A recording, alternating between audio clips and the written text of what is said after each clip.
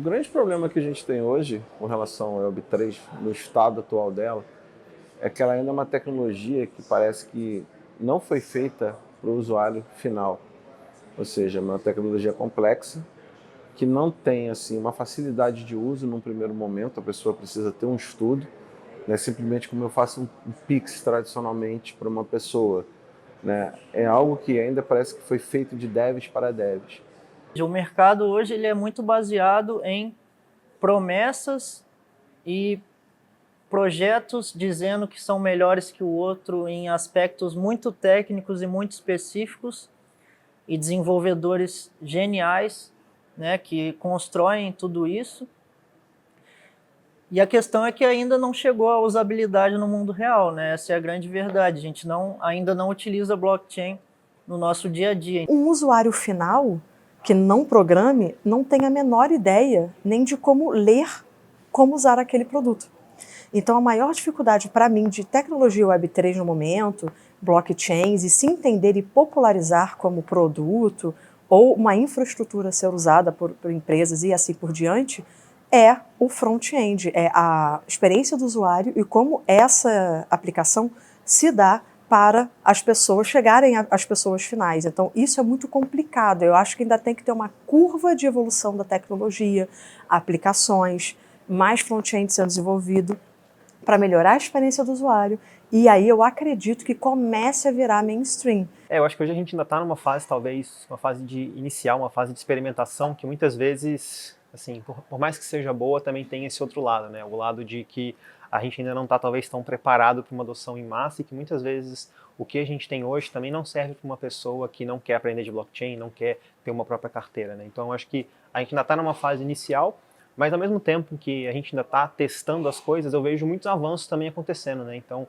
acho que dos últimos 2 anos para cá, muita coisa aconteceu no mercado que trouxe muita gente nova e que também furou um pouco da bolha também, que por muito tempo ficou em cripto. Eu acho que dos 2, 3 anos para cá, cripto era um negócio minúsculo em que poucas pessoas sabiam o que acontecia. Desde então a gente tem visto o interesse aumentando por institucional, cada vez mais pessoas também que, querendo ou não, tem algum tipo de interesse, às vezes não em cripto, mas até em blockchain mesmo, e acho que isso acaba sendo até mais importante, né?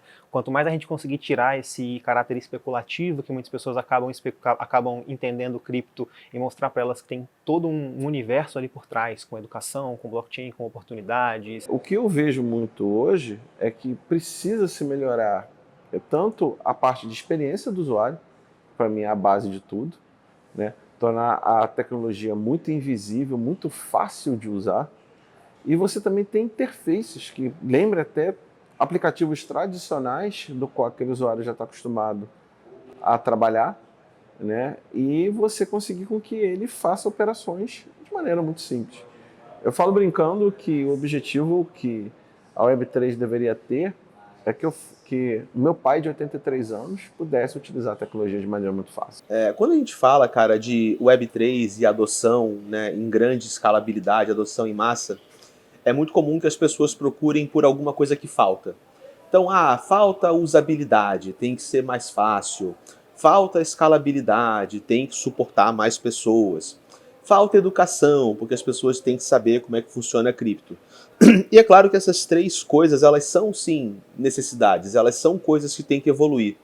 Mas eu trago uma visão, às vezes, um pouco mais profunda, de que o que realmente falta, e pode parecer um pouco sombrio quando a gente fala assim, mas falta dor, cara. Né? Falta nós sentirmos a necessidade de utilizar esse tipo de solução, que se volta para a descentralização, que se volta para a transparência, que se volta para os conceitos de isonomia. A adoção em massa da internet, ela não veio porque as pessoas se apaixonaram pela ideia da internet. A adoção em massa da internet veio quando as pessoas perceberam que estar fora da internet era perder dinheiro. E aí realmente a internet foi adotada em massa. Então, cripto, que tem uma proposta de revolução tecnológica, né, fazer para o dinheiro o que a internet fez para a informação, eu creio que quando a gente vai começar realmente a falar do ponto de virada e da adoção em massa, vai ser quando estar fora de cripto significar uma coisa tão ruim e tão desproporcional como estar fora da internet. E parece que agora, talvez, algumas blockchains estão enxergando isso, porque não está tendo uma adesão do jeito que elas querem, porque é muito complexo. Então, a ideia agora que eu tenho na minha cabeça, que nós temos aqui dentro, que nós pensamos, é justamente o quê? Criar facilitadores de entrada para as pessoas, tirar esse tecnês pesado, tirar toda essa confusão que fica em volta, tá? E a gente conseguir fazer de uma maneira que você, como eu falei, poucos passos você consiga fazer operações. E o mais importante, exemplos que falem com o mundo real. Você não pode ficar numa bolha, você tem que sair dessa bolha.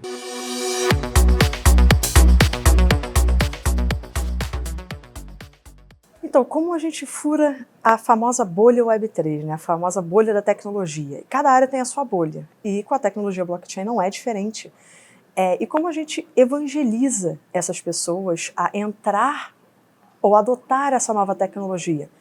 Fazendo um bom onboarding. Porque se a sua entrada para aquele assunto, para você entender aquele assunto, for ruim, você cria um preconceito e você não vai voltar a estudar aquele assunto, porque você já entendeu que não é para você. Você já cria uma barreira de entrada na sua própria mente. Se você vê uma palestra ruim, uma palestra de uma aplicação que deu errado, ou alguém falando de uma forma até errônea, com desconhecimento da tecnologia, isso é prejudicial para a educação da tecnologia.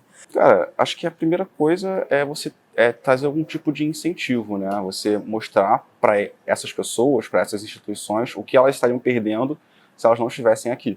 Então, eventos, né, que você possa falar para as pessoas, ir nos lugares onde eles vão, né? Porque acho que esse é o grande problema, né? Não adianta você falar da bolha para bolha, né? Uma coisa que a gente fala muito aqui, de você realmente sair da bolha e trazer a palavra para as pessoas que estão em outro lugar, né, que não vão para os eventos de Web3, vão para eventos de Web2, né, e aí sim você, né, aos passos de formiga, aí evangelizando as pessoas, né. Pô, essa é a pergunta de $1 milhão, eu acho.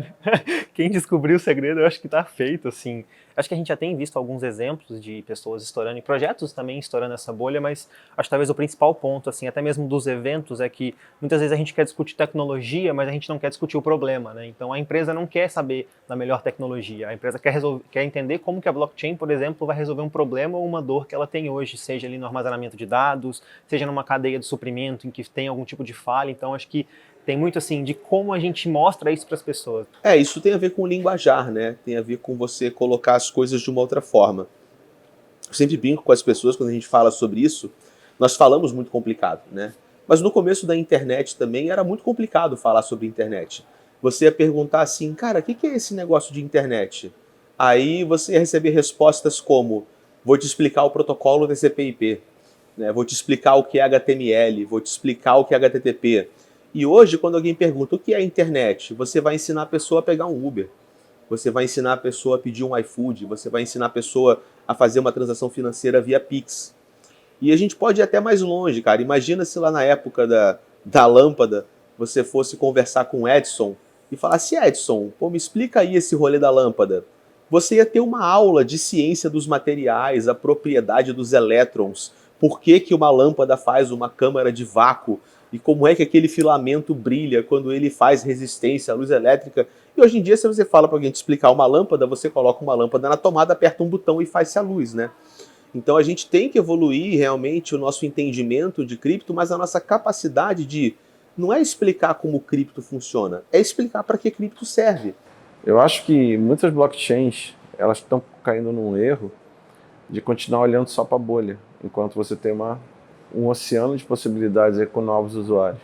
E eu acho que talvez a maior chave para furar essa bolha seja realmente buscar locais que tenham dores e que blockchain pode ser resolvido. Eu acho que acho que a maior, talvez seja uma coisa simples, mas é uma coisa que muitas vezes a gente acaba esquecendo, né?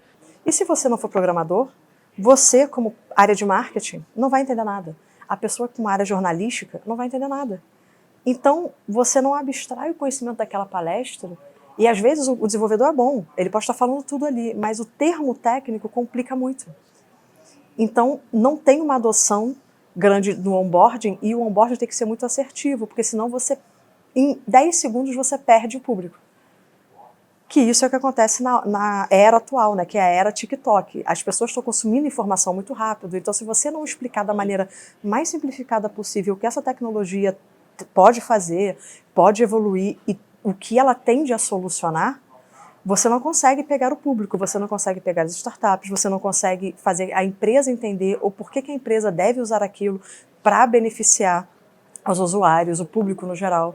Não adianta imaginar que as pessoas vão chegar lá e vão trocar ideia com os projetos que estão ali nos stands, querer entender tudo. Assim. Talvez as trilhas dos eventos também tenham que ser um pouco mais adaptadas para cada pessoa ali dentro. E as palestras também, assim, não adianta nada a gente colocar um CEO de uma empresa para entender como funciona uma tecnologia de zero knowledge, por exemplo. Talvez seja mais interessante mostrar para ele como algumas empresas ao redor do mundo já estão usando blockchain e estão tendo mais eficiência. Então acho que é muito da forma com que a gente comunica com essas pessoas também.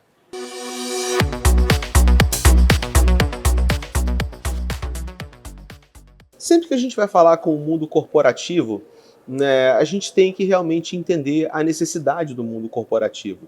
E a linguagem do mundo corporativo não é teremos um mundo com menor desigualdade social e econômica.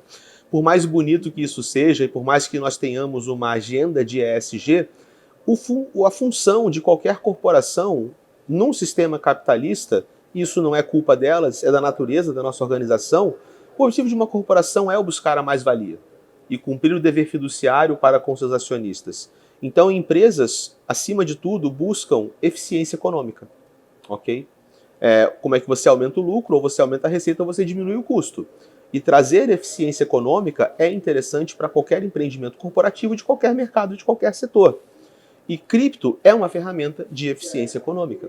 A blockchain não é mais um termo técnico específico que você tem que aprender, botar na sua startup, falar que utiliza isso e ganhar dinheiro em cima disso. Realmente existe toda uma revolução da forma como os humanos se coordenam, basicamente, trocam informações, trocam ativos financeiros, trocam ativos digitais, né? Hoje já existem diversos ativos digitais que todo mundo compra, seja durante jogos, seja entre outros, né? Então, assim, a blockchain ela envolve muito mais do que só uma peça de uma tecnologia que a gente vai estar ali evoluindo no nosso projeto. Então, primeiro, realmente é entender, né, tudo isso, toda a história econômica, a história do dinheiro, o que envolve, né, essa nova globalização de fato, né, que hoje a gente ainda não vive uma globalização, por mais que todo mundo pense, por mais que a gente use rede social e converse com alguém aqui no Brasil e a pessoa lá no Japão, a globalização entre países, entre economias, entre comércio exterior, né, importação, exportação, tudo isso ainda estatisticamente é muito baixo, né? E a blockchain ela traz essa possibilidade de transações ocorrerem sem você precisar confiar, né, em intermediários. Né? Do mesmo jeito que a Revolução Industrial ela foi uma revolução que mudou a maneira como nós fabricamos bens físicos, cripto se trata de uma revolução em como nós articulamos o fluxo econômico, o fluxo de valor e até vezes o fluxo de confiança dentro de uma corporação. Vamos dar um exemplo interessante. A gente tem hoje no mundo cripto corretoras. São corretoras de negociação de ativos digitais. Eu quero comprar e vender Bitcoin, quero comprar e vender Ethereum, quero comprar e vender tokens. Você vai usar uma corretora. E você tem corretoras que são empresas tradicionais centralizadas, como, por exemplo, Coinbase, Mercado Bitcoin, Binance e tantas outras. E você tem corretoras descentralizadas, que são programas de computadores que rodam em cima de uma blockchain. Por exemplo, a Uniswap. A Uniswap hoje ela é o segundo maior mercado líquido do token Ether, que é o segundo maior token da história de cripto. E o Uniswap opera nível a nível com as grandes corretoras centralizadas, em termos de volume, em termos de geração de liquidez, em termos de profundidade de liquidez. Agora, olha que louco, a Uniswap tem 33 vezes menos funcionários do que a Coinbase. Por quê? Porque a maior parte da sua operação não depende de seres humanos. Ela depende de softwares de computador que automatizam fluxos econômicos e fluxos decisórios e fluxos de negociação. Então a gente está falando da capacidade de fazer para um certo ramo da economia, que é o ramo da confiança e o ramo da liquidação financeira e o ramo das transferências de valor, a mesma coisa que a Revolução Industrial fez para o modo de fabricação artesanal de bens físicos, entendeu? E se você entende essa tecnologia agora, a chance é que você vai obter esse grau de eficiência econômica antes dos seus concorrentes. E isso, como a gente viu na revolução da internet, pode ser a diferença entre um negócio centenário que vai à falência ou um negócio centenário que se reinventa e continua com seu lugar no mercado.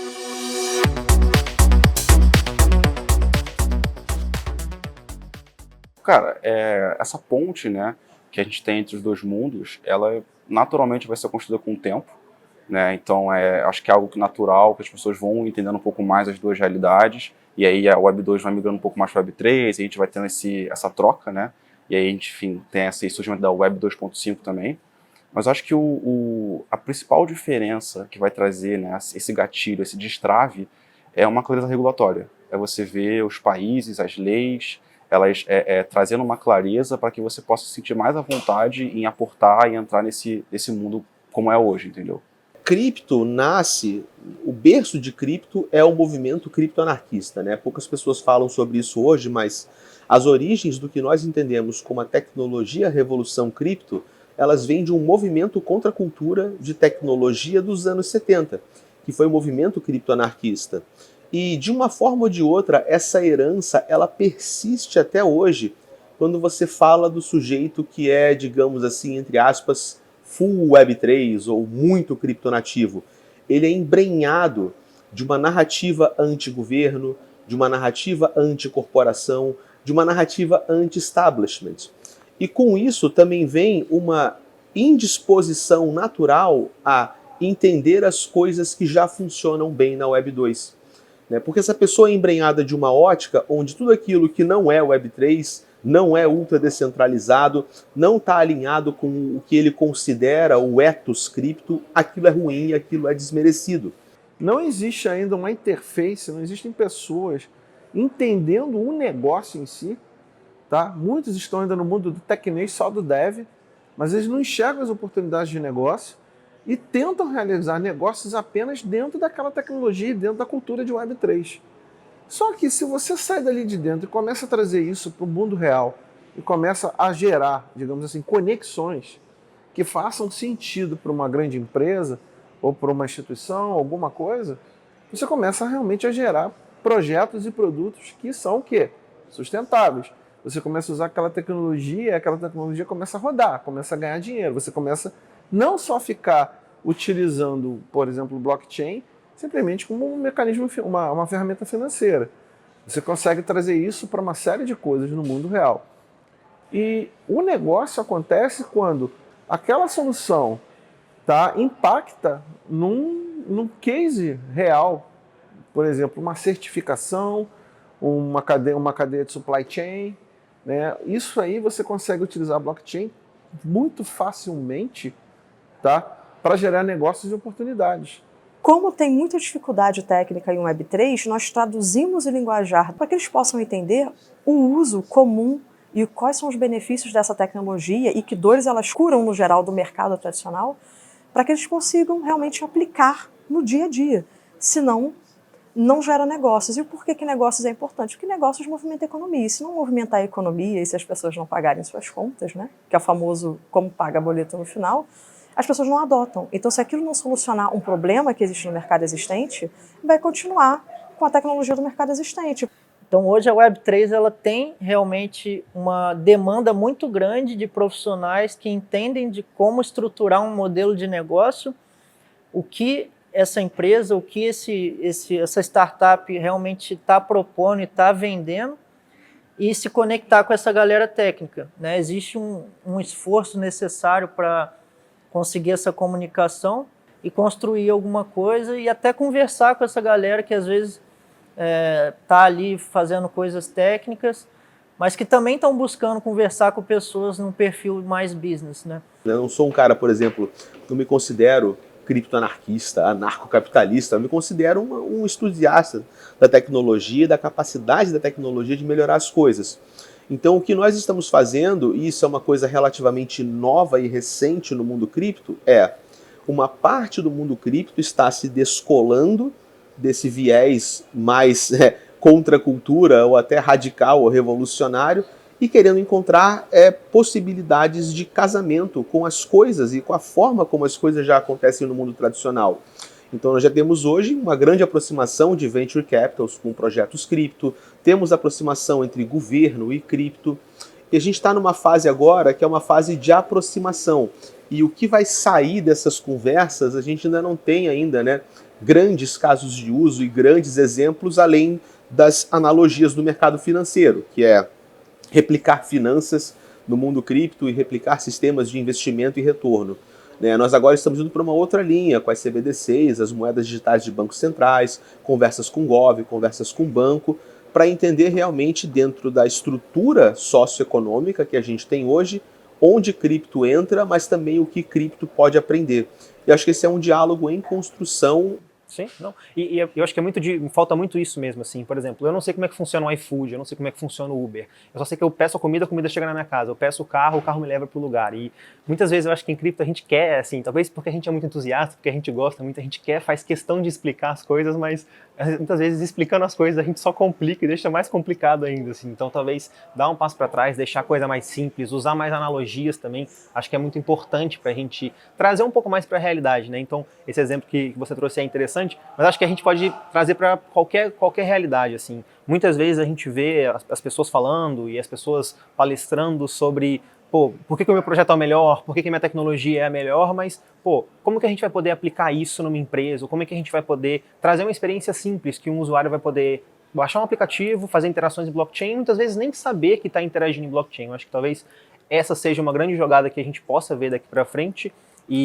Pô, eu acredito que talvez com isso a gente consiga talvez furar um pouco mais a bolha. Eu acho que essa bolha vai ter que ser muitas vezes refuradas para a gente ir expandindo, mas eu acho que o que a gente não pode é achar que a nossa tecnologia é melhor, querer empurrar isso para as pessoas, e as pessoas muitas vezes elas não vão ter interesse mesmo nisso. Elas querem assim, como que eu vou usar no meu dia a dia, por que isso vai ser melhor? Eu acho que no Brasil a gente ainda tem um pouco mais dessa curiosidade, né? Pô, a gente tem um Pix que muitas vezes fora do país a galera fica impressionada com a rapidez e com a agilidade de uma ferramenta como essa, então a gente tem essa curiosidade por tecnologias novas e por novos tipos de conhecimento. É realmente entregar algo que as pessoas também queiram ouvir. Não adianta nada a gente falar para um público que não vai captar a mensagem.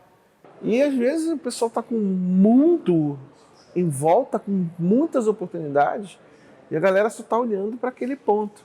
Não olha para fora daquilo.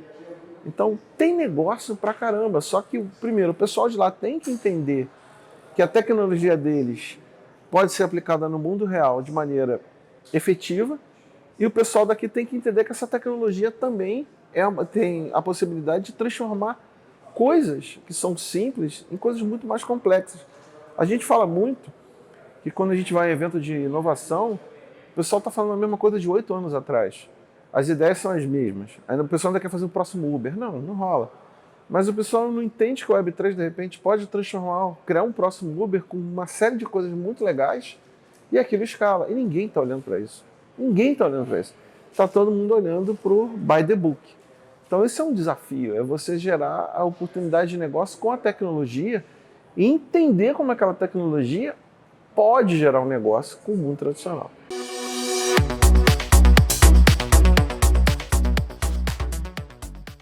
Hubs são uma proposta interessante, né?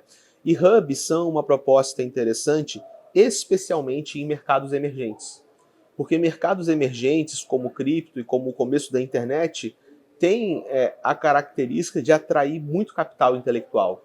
Então, se tem uma coisa que é incrível em cripto, e cripto é um mercado muito diferenciado no sentido de que cripto atrai pessoas com excelente capital intelectual. A concentração de pessoas com muita habilidade, com muito conhecimento técnico, com muita disposição em cripto, ela é acima da média de um mercado comum. Então as pessoas que são pessoas para frente, que pensam, que enxergam, que veem o futuro, estão se aglomerando no que é o movimento cripto. Só que essa aglomeração não tem nenhum tipo de coordenação. Ela é caótica, ela é orgânica, ela é desinformada, ela é desestruturada, porque é um movimento que está no começo. Então, o papel de entidades que atuam como hub, para mim, é fundamental num ecossistema como esse, porque eles se tornam um ponto de coordenação, onde pessoas podem se conhecer, onde pessoas podem se articular, onde novos projetos podem surgir, onde pessoas podem fechar parcerias. Boa, cara, eu acho que, assim, pô, pelo que eu vivo no mercado cripto aí há um tempo, eu acho que, assim, o Brasil tem...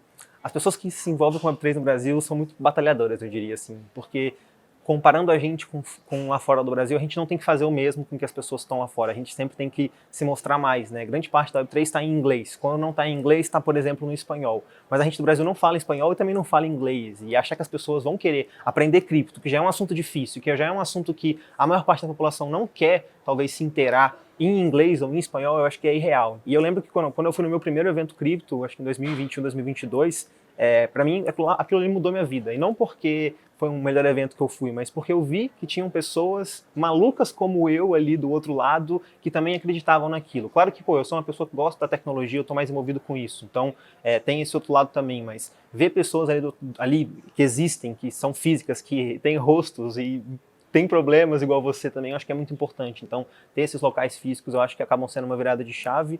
Hoje, toda essa reflexão, como eu falei agora há pouco, a gente tem que criar um hub de negócios em Web3, onde tivesse tecnologia, inovação e que a gente conectasse o mundo tradicional ao mundo de Web3, a gente trouxesse as empresas tradicionais para o mundo Web3 e o caminho de volta, Web3 conectada com o mundo Web2 e soluções reais.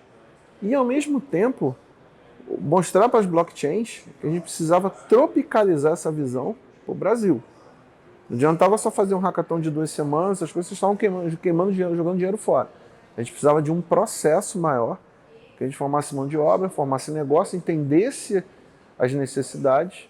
Ligar essas duas pontes, que ainda não é uma tarefa fácil, né? Porque você tem duas realidades diferentes, são dois linguajares diferentes, né? São duas mentes diferentes, né?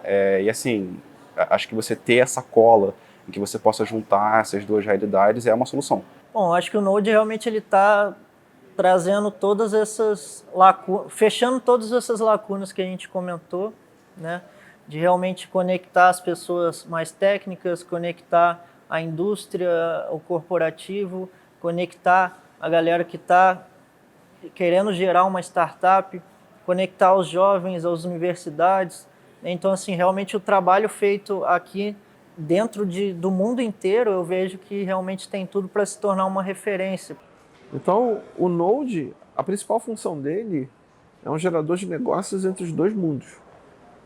Para no final do dia a gente ter o quê? Produtos, serviços, a gente conseguir escalar blockchains dentro do país. E nesse meio do caminho a gente começou a ter umas visões muito legais, porque algumas blockchains, por exemplo, a Cosmos veio inicialmente trabalhando com o Código Brazuca, a gente está trazendo ela aos poucos para cá para dentro, tentando trazer ela para cá para dentro. Ela já fez alguns eventos aqui. A própria Polkadot, que é um projeto de 2 anos nosso, no Código Brazuca, hoje ela faz eventos aqui dentro. Então a gente está querendo trazer essas blockchains e principalmente startups com boas ideias. Não só startups Web3, mas principalmente Web2. Então, o meu usuário, ele não precisa saber que eu tenho uma tecnologia maravilhosa por trás, ele quer a solução. Entendeu? Então o Node ele foi criado para isso, para fazer esse caminho, essa junção e obviamente gerar novos negócios.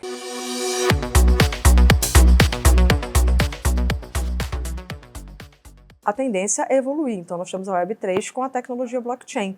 E aí, virando mainstream, problemas que o mundo tradicional hoje, né, que a tecnologia de Web 2 traz, são solucionados, e óbvio que a tecnologia blockchain vai gerar novos problemas que a Web 4.0 vai solucionar.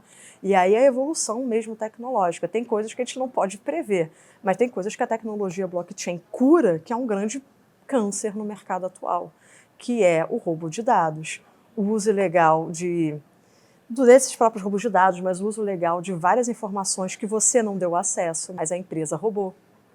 Que isso acaba você dando ok porque não é feito de outra forma. Bom, eu acredito que esse futuro vai ser um futuro bastante conectado, eu acho que essa é a melhor forma de dizer, mas não conectado da forma com que a gente tem hoje, né? Hoje todo mundo está conectado num telefone, todo mundo consegue ter as coisas ali, mas muitas vezes a gente não tem a propriedade do que a gente faz, ou a gente não é dono dos nossos dados, e muito disso porque os aplicativos ali por trás são aplicativos que acabam, querendo ou não, tendo que usar o usuário como produto para poder ofertar um serviço, né? Eu acho que o Web3 tira um pouco disso também, do usuário como produto, traz o usuário como protagonista. Nós, como humanidade, aprendemos a evoluir em sociedades com dezenas de milhares, centenas de milhares, milhões, bilhões de pessoas. Como? Nós evoluímos e nós nos coordenamos concentrando uma grande quantidade de poder na mão de pequenas pessoas. Uma coisa que também é ilustrada num livro do Neil Ferguson também, chamado A Praça e a Torre, que é um livro que destaca, né, a jornada histórica na relação humana entre as elites e as massas, né? As elites e as massas é uma relação que a gente tem de classes que vem desde o começo da nossa história.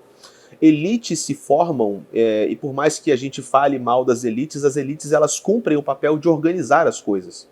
Para o bem, para o mal, melhor ou pior, com maior ou menor grau de corrupção, algumas elites se corrompem, têm revoltas, elas são destruídas e o jogo recomeça, mas historicamente nós aprendemos a organizar a estrutura civilizatória concentrando poder econômico e poder político na mão de um pequeno punhado de pessoas.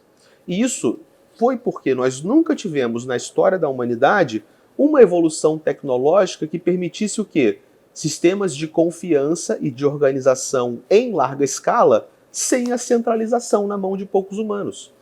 E cripto tem os rudimentos para isso. Cripto é o primeiro vislumbre de que é possível nós, como humanidade, concebermos uma tecnologia de confiança, coordenação e organização em massa que dispensa o excesso de concentração de poder econômico e político na mão de uma pequena elite. Entregue mais poder na mão das pessoas para que as pessoas possam criar novas coisas aqui dentro de blockchain também. Eu acredito que isso vai ser interessante.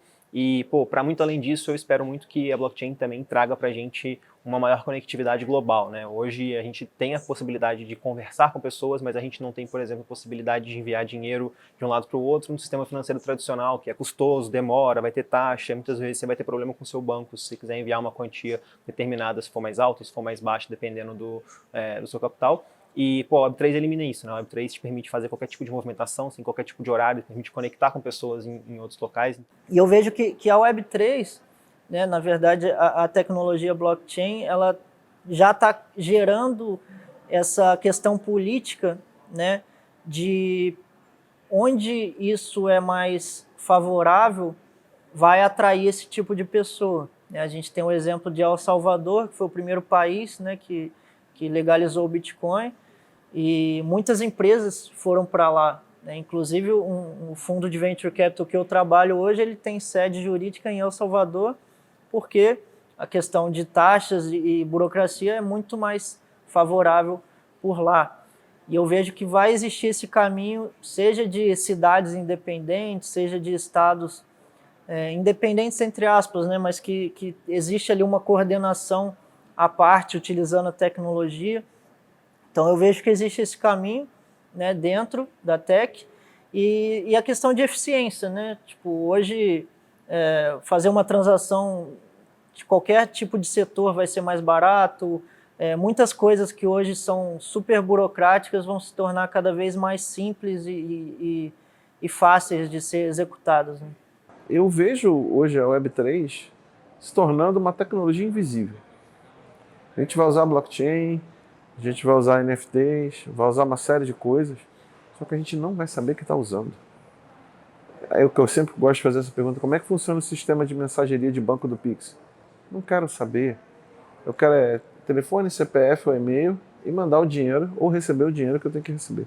Só preciso disso, mais nada. O usuário precisa saber o que é uma carteira, o que é um ZK, o que é um mecanismo de consenso, de uma blockchain. Não precisa de nada disso. Ele tem que fazer a operação. Preciso transferir dinheiro, pum, transferir. Preciso fazer uma certificação, pum, certifiquei. Não precisa ter essa complexidade. Quem tem que fazer isso são as pessoas que vão desenvolver, tá? Mas o usuário final não tem que ter noção disso. Tem que ser interfaces muito simples, muito fáceis, tá? E que a gente possa, o quê? De maneira muito rápida, né, executar uma operação. Quando você tiver a adoção, você nem vai estar sabendo que tecnologia que você está usando. Você simplesmente vai ser usar no seu dia a dia. Como você usa o WhatsApp, você usa um aplicativo de transporte, como o Uber, um iFood da vida, etc, etc, etc. Você aqui, na realidade, não precisa saber como funciona. Você tem que falar, eu vou de tal lugar para tal lugar, eu vou pagar em cartão de crédito, ok, pum, e vai e viaja. Quando ele chegar lá, eu espero enxergar uma realidade mais justa, né? Um jogo mais isonômico, em que os players não necessariamente tenham todas as mesmas chances, mas que seja um pouco mais igualitário para essa competição. Acredito que vamos ter um futuro mais conectado, espero que mais inclusivo também, com diferentes ramos, e mais receptivos também para novos entrantes. Acho que isso é muito importante. Eu vejo muitas vezes no sistema tradicional, as pessoas chegando agora, os universitários e tal, um pouco perdidos. Eu acho que na Web3, por mais que a gente esteja numa fase inicial, eu percebo que a gente quer trazer essas pessoas junto com a gente e para que elas possam crescer junto.